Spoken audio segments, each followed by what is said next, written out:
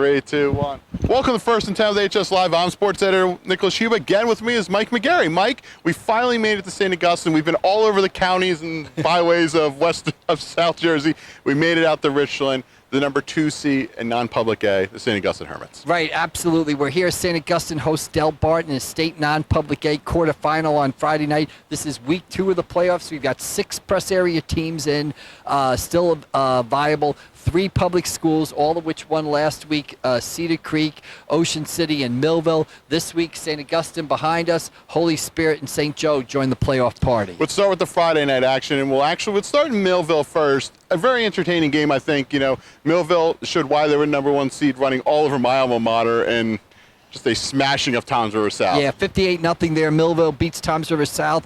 They'll host Pennsauken Friday night in another semifinal game. And at Millville, the story is, as it is every week, that high-powered offense. LeQuint Allen at running back, Nate Robbins at quarterback, Lozier Brooks at wide receiver. Nobody's been able to slow him down so far this season, except for the team behind us, St. Augustine. That's Millville's only loss this season. We'll see what Pennsauken is able to do, but look for Millville to sort of win and advance to a South Jersey final right there. Pennsauken, kind of like Millville a couple years ago, sophomore, junior, dominated team, kind of a bunch of athletes all. You don't think they're going to have any problems with the Indians? You never want to say never in this type of game. I mean, it is high school kids. You never know what's going to happen. But the interesting thing you say there, Pennsauken's young.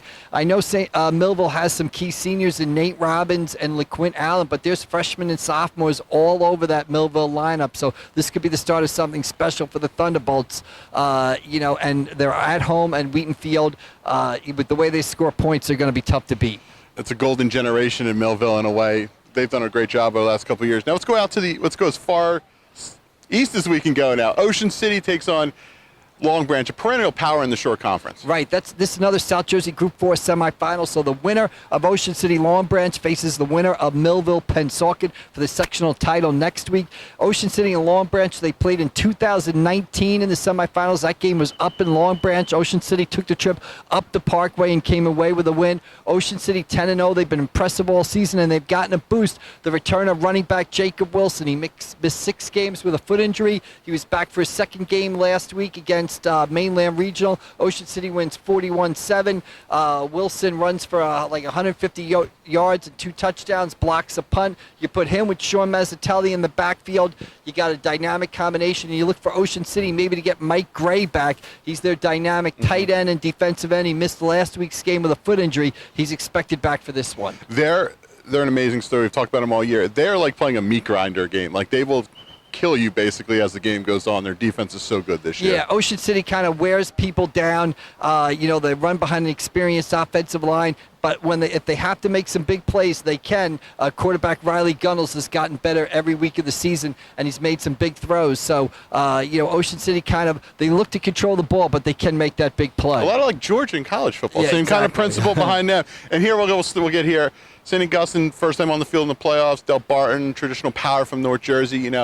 This is kind of one of those games that you circle your calendar with at the start of the year, and this is where, I hate to be fair or unfairly, the prep will be judged by these kind of games. Yeah, and they know that. There's no, these guys don't shy away from that at all. St. Augustine's trying to make it back to the semifinals. They made it in 2019. What's good about this year's playoff run is they're the number 2 seed, so all the games are home. They'll be playing Del Barton. Del Barton is 5-5. Made a little notes here. They've got an outstanding quarterback in Robert Russo, who's thrown for 1,551 yards and 14 touchdowns. Don't be fooled by Del Barton's 5-5 record or their number 7 seed. They handled Camden Catholic. I believe it was 42-14 last week. And if they were a South Jersey team, Del Barton would be a top 10 team in South Jersey. So they're coming down to Richland on Friday night, and they'll meet a very talented St. Augustine team that's primed for the playoffs and knows what they have to do. Also, when you talk about Barton, look at where their losses are, probably to the same teams that are like 1-2-5 in the state or something like that. Right, yeah. Absolutely. And here's the thing, though, about this St. Augustine team. A lot of these St. Augustine players, Nasir Hill, Kanye Udo, Kenny Selby, Dennis Jackwoods, Brady Small. A lot of these players, now seniors, were sophomores on the St. Augustine team that went up to Seton Hall Prep in 2019 and won the quarterfinals there, and then took eventual Group 5 winner St. Peter's Prep to the wire the next weekend on the road up in Jersey City. So a lot of experienced playoff team here for the Hermits. Well, we'll move, and that was the imaginary clock game, as we all recall it as now. Exactly. We'll move on to Saturday. First chance to see St. Joe's and Holy Spirit. We'll start with Cedar Creek there. They face Somerville, traditional power. Their defense, Cedar Creek has been fantastic all year. Yeah, Cedar Creek continues to roll. Big win over Absegami last week. They do it with the big play on offense. They do it with a stingy defense. They're facing a Somerville team that's 8-2. Play to watch for Somerville here. Go back to my notes again. Ethan McNair, running back. He's run for over 900 yards this season. He, however, has missed most of the last 2 games with an ankle injury, so we'll see what his status is for Saturday. That could have a big impact on that game. You're like the Jay Glazer in high school sports now. Jesus. Let's go to, we'll go up to, we talked about Craven Point before. We'll go back up there for the nightcap on Saturday. Holy Spirit hosts Hudson Catholic. I don't know, and I'm going to be if people want to take this unfair, I don't know what to expect from Holy Spirit right now. Yeah, exactly. You know, we've got a Holy Spirit football team that's 3-5. Okay, they started the season number 1 in our Elite 11. They've lost 4 in a row. They were banged up by injuries. Now, they've got a lot of those players back, okay, and they played very well, not very well, but they played better than they had in a while against St. Augustine 2 weeks ago, a 35-21 loss in that rainy, windy Friday night. So I think Holy Spirit a bit of a dark horse here. Nobody's expecting much from them, but they are a talented team.